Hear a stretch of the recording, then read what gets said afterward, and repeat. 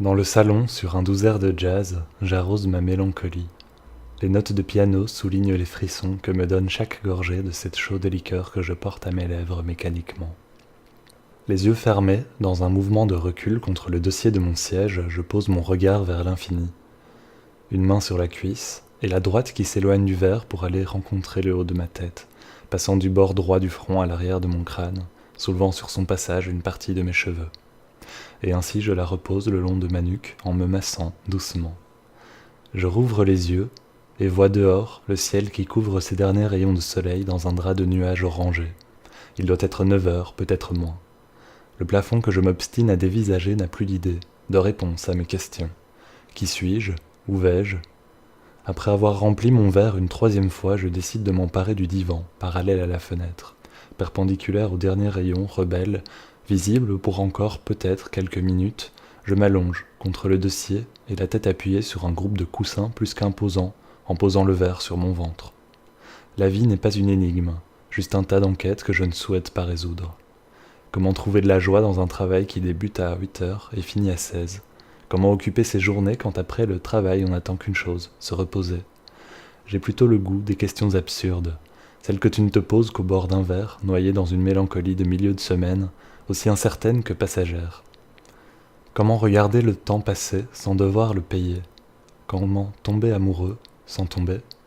Comment lécher son assiette dans un grand restaurant sans se faire dévisager? Qui de l'enfant ou de l'adulte court le plus vite vers la balançoire? Quand on grandit, est-ce que le Père Noël croit encore en nous? Tais-toi, me répond le silence, que j'écoute attentivement quand il passe au-dessus du jazz. Le verre vide se pose de lui-même sur le carrelage épais et froid qui compose le sol de mon salon. Et si je... Non, c'est idiot. Je ferme les yeux à nouveau, à défaut des rideaux. La sieste de cet après-midi m'empêchera de m'endormir, j'en suis conscient. Cependant, je garde espoir, me passant la main dans les cheveux une seconde fois pour ensuite y poser la tête. Je te trouve vraiment beau quand tu somnoles, lance doucement une voix s'éloignant vers la cuisine. Cette liqueur ne me réussit pas, et moi qui m'étais promis de ne pas trop boire, je commence à entendre des voix. J'atteins ce soir un nouveau niveau, c'est certain. J'entr'ouvre les yeux pour jeter un œil à la musique et le temps qu'il me reste avant de me porter vers un véritable lit. Ça te dit qu'on aille se promener maintenant qu'il fait un peu plus frais dehors? Sort de la cuisine sur le même air de douceur que la première fois. Cette fois, je me relève, surpris et un peu inquiet. Une femme sort alors de la cuisine et rejoint le salon. Alors qu'elle enfile ses chaussures et tourne sa tête vers moi attendant une réponse, je m'assieds d'un bond et tente de lui demander ce qu'elle fait là. Je pense que ce serait une très bonne idée, coupe-t-elle, un sourire au bord des lèvres avant que je ne puisse terminer ma phrase. Je suis complètement perdu.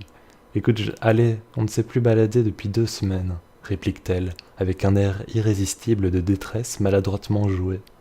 Elle avait des yeux noisettes et les cheveux attachés de façon sophistiquée. Elle portait une robe légère à motifs et à bretelles, cintrée au-dessus du nombril pour laisser le reste du tissu voler jusqu'en dessous des genoux. Alors que je tentais de comprendre ce qui était en train d'arriver, elle me prit par la main. « Puisque tu ne te décides pas, je décide pour toi », me dit-elle en m'emmenant dehors.